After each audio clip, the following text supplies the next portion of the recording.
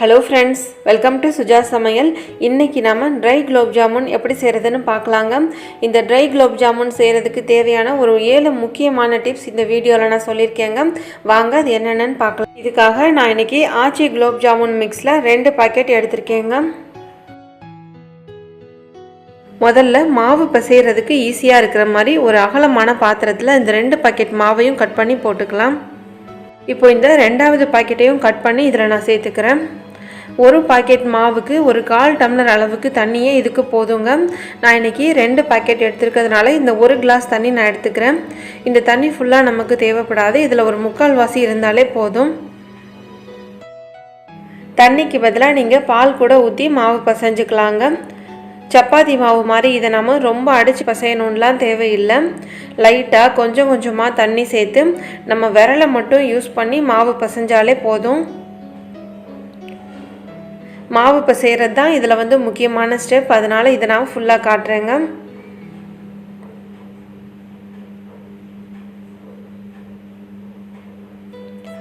பாருங்க ஓரளவுக்கு இந்த அளவுக்கு வந்த உடனே இதுக்கு அப்புறம் நாம ரொம்பலாம் தண்ணி சேர்க்க கூடாது. லைட்டா கொஞ்சம் கடைசியா இந்த தண்ணி மட்டும் நான் சேர்த்துக்கிறேன். இந்த அளவுக்கு வந்தோனே இதுக்கு மேல தண்ணி எதுவும் சேர்க்காம இத நல்லா மாவு ஃபுல்லா பசைஞ்சு எடுத்துக்கோங்க. இதுக்கு அப்புறம் நாம தண்ணி சேர்த்தோம்னா ரொம்ப மாவு வந்து பிசுபிசுப்பா ஆயிடும்.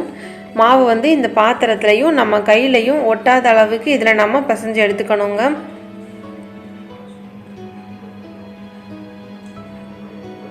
பாருங்க இப்போ கரெக்ட்டா இருக்கு.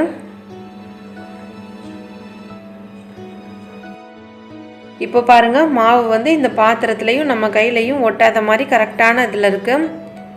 மாவு வந்து இந்த அளவுக்கு தொட்டு பார்த்தா சாஃப்ட்டா இருக்கிற மாதிரி பசைஞ்சு எடுத்துக்கோங்க. நான் இந்த 1 கிளாஸ் தண்ணி எடுத்துர்ந்தேங்க 2 பாக்கெட் மாவுக்கு. இதல இப்போ இந்த அளவுக்கு மிச்சம் இருக்கு. இப்போ இதல 1 டீஸ்பூன் அளவுக்கு நெய் சேர்த்து இந்த மாவுல நல்லா கோட் பண்ணி நல்லா mix பண்ணி வச்சுக்கலாங்க.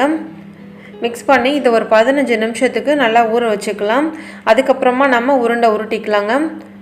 நெய் எதுக்காக சேர்க்கறோம்னா அப்பதான் மாவு வந்துட்டு dry ஆகாம இருக்கும். 15 நிமிஷம் இத நாம ஊற வச்சிட்டு செய்யும்போது மாவு வந்துட்டு எந்த விரிசலுமே இல்லாம நமக்கு நல்ல வழுவழுன்னு உருண்டை உருட்றதுக்கு வருங்க. மாவு அந்த மாதிரி உருண்டை நல்ல விரிசல் இல்லாம இருந்தாதான் நமக்கு எண்ணெயில ஃப்ரை பண்ணி எடுக்கும்போது விரிசல் இல்லாம நல்லா பிரிஞ்சு உடையாம நல்லா அதே மாதிரி நல்லா ரவுண்டா வரும். இப்போ இத நல்லா mix பண்ணிட்டு ஒரு 15 நிமிஷம் நாம ஊற வச்சுக்கலாம்.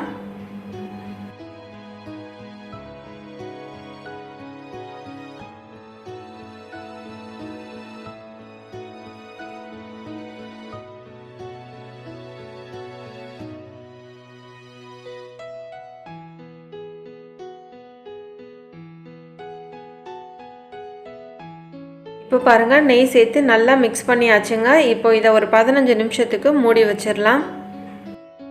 மாவு 15 நிமிஷம் ஊறறதுக்குள்ள நம்ம ஜீராவை காய்ச்சி வச்சுக்கலாங்க. 2 பாக்கெட் மாவுக்கு நான் இன்னைக்கு 500 கிராம் அளவுக்கு சுகர் எடுத்துர்க்கேன். இன்னைக்கு நாம dry gulab jamun செய்ய போறோம். அதனால இதுக்கு ஜீராவோட அளவு வந்து கம்மியா இருந்தாலே போதுங்க. அதனால 2 பாக்கெட் மாவுக்கு 500 கிராம் சுகர் வந்துட்டு கரெக்ட்டா இருக்கும். நாம நார்மலா செய்யற குலாப் ஜாமுனுக்கெல்லாம் ஒரு பாக்கெட் மாவுக்கு 500 கிராம்ல இருந்து 600 கிராம் அளவுக்கு சுகர் தேவைப்படும். அதனால இதுல 2 பாக்கெட் மாவுக்கு 500 கிராம் சுகர் போதும். நீங்க சுகர் எந்த கப்ல மெஷர் பண்றீங்களோ அதே சேம் கப்லயே தண்ணியும் மெஷர் பண்ணிக்கோங்க. அப்பதான் உங்களுக்கு அளவு கரெக்ட்டா இருக்கும். கரெக்ட்டான அளவு தண்ணி சேர்த்ததுக்கு அப்புறமா இப்போ இதல கொஞ்சமா கலருக்காக நான் கேசரி கலர் சேர்த்துக்கிறேன். இது வந்து ஆப்ஷனல் தாங்க. அடுத்ததா வாசனைக்காக கொஞ்சமா ஏலக்காய் பவுடர் சேர்த்துக்கிறேன். நீங்க ஏலக்காய் பவுடருக்கு பதிலா வெனிலா எசன்ஸ் இல்லனா ரோஸ் எசன்ஸ் கூட ஒரு 2-3 டிராப் சேர்த்துக்கலாங்க. இந்த சுகர் சிரப் காய்ச்சும்போது நம்ம ரொம்ப கேர்ஃபுல்லா செய்யணுங்க. ரொம்ப நேரம் இத நம்ம காய்ச்சிட்டோம்னா இது சுகர் சிரப் வந்துட்டு ரொம்ப திக் ஆயிடும். இது கொதிக்க ஆரம்பிச்சதுல இருந்து ஒரு 4ல இருந்து 5 நிமிஷம் கொதிக்க வச்சாலே போதுங்க. இல்லனா சுகர் சிரப் வந்துட்டு ரொம்ப திக் ஆயிடும். இந்த சுகர் சிரப் வந்துட்டு திக் ஆகாம இருக்குிறதுக்காக 1 டீஸ்பூன் அளவுக்கு லெமன் ஜூஸ் ஊத்திக்கிட்டீங்கன்னா உங்களுக்கு திக்கா ஆகாது. நான் இன்னைக்கு லெமன் ஜூஸ் எதுவும் சேர்க்கலைங்க. இது கொதிக்க ஆரம்பிச்ச உடனே லோ ஃப்ளேம்ல வச்சு 4ல இருந்து 5 நிமிஷம் கொதிக்க உடனே இத நாம ஆஃப் பண்ணிடலாம்.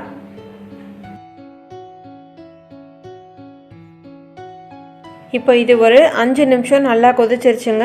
இப்போ இதை நம்ம தொட்டு பார்த்தோன்னா கையில் லைட்டாக ஒரு பிசுபிசுப்பு தன்மை இருக்கும்.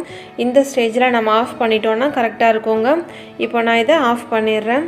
இப்போ நமக்கு ஜீரா ரெடி ஆகிடுச்சு. மாவு ஊற வச்சு இப்போ ஒரு 15 நிமிஷம் ஆயிடுச்சுங்க. இப்போ நம்ம இதை உருண்டையாக உருட்ட ஆரம்பிச்சிடலாம். உருண்டை உருட்டுறதுக்கு முன்னாடி இதை லைட்டாக ஒரு வாட்டி நல்லா மிக்ஸ் பண்ணி விட்டுக்கோங்க.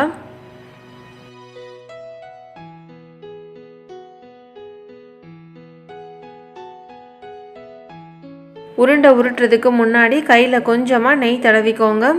ஒவ்வொரு உருண்டைக்கும் நெய் தடவணும்னு தேவையில்லைங்க. ஒரு வாட்டி வச்சுக்கிட்டிங்கன்னா உங்களுக்கு ஒரு 5லேருந்து 6 உருண்டை உருட்டுறதுக்கு கரெக்டாக இருக்கும். உங்களுக்கு குலோப் ஜாமுனோட சைஸ் எந்த அளவுக்கு வேணும்னு நினைக்கிறீங்களோ அதில் பாதி அளவுக்கு மட்டும் மாவு எடுத்துக்கோங்க. முதல்ல இதை ஒரு வாட்டி இந்த மாதிரி அழுத்தி நீளமாக தேய்ச்சிக்கோங்க. அதுக்கப்புறமா இதை இந்த மாதிரி லைட்டாக நல்லா சாஃப்டாக ரவுண்டாக உருட்டி எடுத்துக்கோங்க. இப்படி பண்ணும்போது உங்களுக்கு எந்த விரிசலும் இல்லாமல் நல்ல வலுவலுன்னு உருண்டை கிடைக்குங்க. இதே மாதிரியே எல்லா உருண்டையும் நாம் இப்போ உருட்டி எடுத்துக்கலாம்.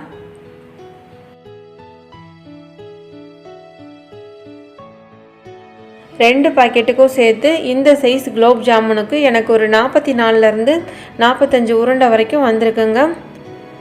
இதை விட பெருசாலாம் உருட்ட வேணாங்க. ஏன்னா இது நாம் எண்ணெயில் ஃப்ரை பண்ணும்போது இன்னும் கொஞ்சம் பெருசாகும். அதுக்கப்புறமா ஜீராவில் ஊற போடும்போது இன்னும் கொஞ்சம் பெருசாக வரும். அதனால் இந்த அளவுக்கு உருட்டிக்கிட்டிங்கன்னா உங்களுக்கு அளவு வந்து கரெக்டாக இருக்கும். இப்போது அடுத்ததாக குலோப் ஜாமுன் ஃப்ரை பண்ணும்போது ரொம்ப கேர்ஃபுல்லாக இருக்கணுங்க. நல்லா ஸ்டவ்வை நல்லா லோ ஃப்ளேமில் வச்சுட்டு ஒரு 5லேருந்து 6 உருண்டை மட்டும் போட்டு ஃப்ரை பண்ணிக்கோங்க.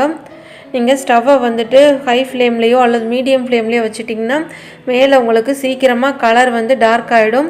உள்ளே வந்து மாவு வேகாமல் இருக்கும். அதே மாதிரி 6-7 உருண்டைக்கு மேலே அதிகமாக போட்டிங்கன்னா உங்களுக்கு வந்து உருண்டை வந்து விரிசல் விட ஆரம்பிச்சிடும். அதனால் ஒரு 4 அல்லது 5 மட்டும் போட்டு கொஞ்சம் கொஞ்சமாக ஃப்ரை பண்ணி எடுத்துக்கோங்க. லைட்டாக இதை எல்லா பக்கமும் நல்லா திருப்பி திருப்பி விட்டுக்கோங்க. அப்போ தான் இது எல்லா சைடும் ஒரே மாதிரி ஃப்ரை ஆகும்.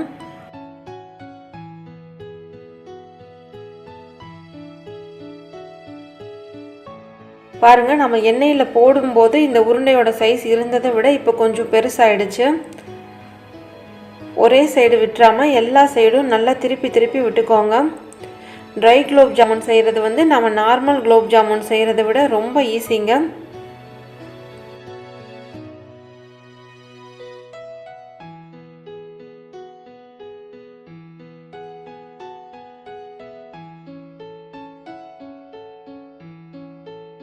ட்ரை குலோப் ஜாமுனுக்கு இன்னும் கொஞ்சம் நல்லா டார்க்காக ஃப்ரை பண்ணி எடுத்துக்கோங்க.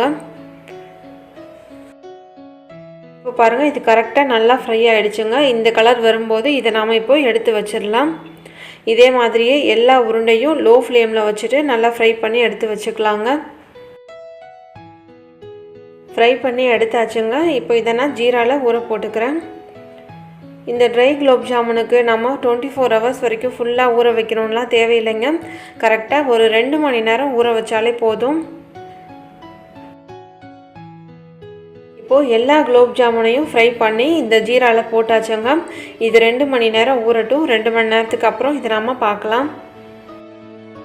குலோப் ஜாமுன் ஜீராவில் ஒரு 2 மணி நேரம் நல்லா ஊறுனதுக்கப்புறமா இந்த மாதிரி ஃபில்டர் பண்ணி தனியாக எடுத்து வச்சுக்கோங்க.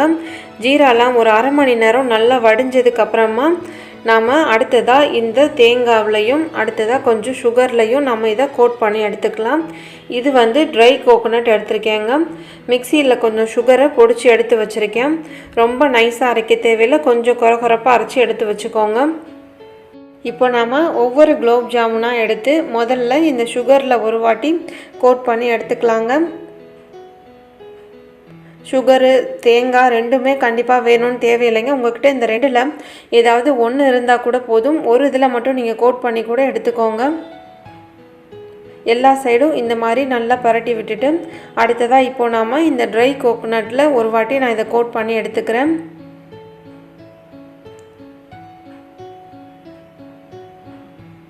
அவ்வளோதாங்க. இப்போ இது எல்லாத்தையும் நாம் தனியாக எடுத்து வச்சுக்கலாம். இந்த ட்ரை குலோப் ஜாமுனை நாம் ஒரு ஏர்டைட் பாக்ஸில் ஸ்டோர் பண்ணி ஒரு 7 நாள்லேருந்து 10 நாள் வரைக்கும் ஃப்ரிட்ஜில் ஸ்டோர் பண்ணி வச்சு சாப்பிட்லாங்க. இந்த ட்ரை குலோப் ஜாமுன் செய்யும்போது ஒரு முக்கியமான 7 டிப்ஸ் ஃபாலோ பண்ணோன்னா நமக்கு நல்ல வீட்டிலையே சாஃப்டான ஜூஸியான ட்ரை குலோப் ஜாமுன் ரொம்ப ஈஸியாக ரெடி பண்ணிடலாங்க. அந்த டிப்ஸ் எல்லாம் என்னென்னு இப்போ ஒவ்வொன்றா பார்த்துடலாம். ஃபஸ்ட் டிப்ஸ் என்னன்னு கேட்டிங்கன்னா, ஒரு பாக்கெட் மாவுக்கு 1/4 டம்ளர் அளவுக்கு தண்ணி அல்லது பால் ஊற்றி பசைஞ்சாலே போதுமானதுங்க.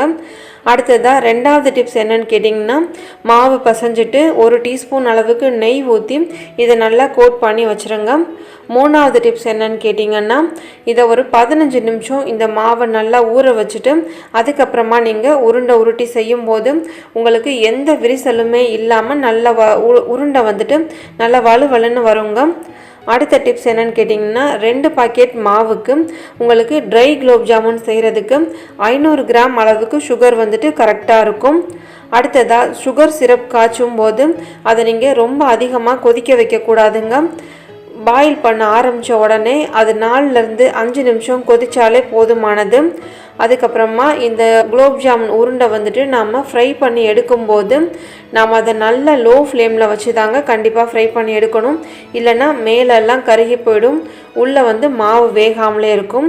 அடுத்ததாக ட்ரை குலோப் ஜாமுனுக்கு இந்த சுகர் சிரப்பில் வந்துட்டு நாம் இதை ஒரு 2 மணி நேரம் ஊற வச்சாலே போதுங்க. ரொம்ப அதிக நேரம் ஊற வச்சிட்டிங்கன்னா உங்களுக்கு ரொம்ப அது சொதன்னு ஆயிரும்.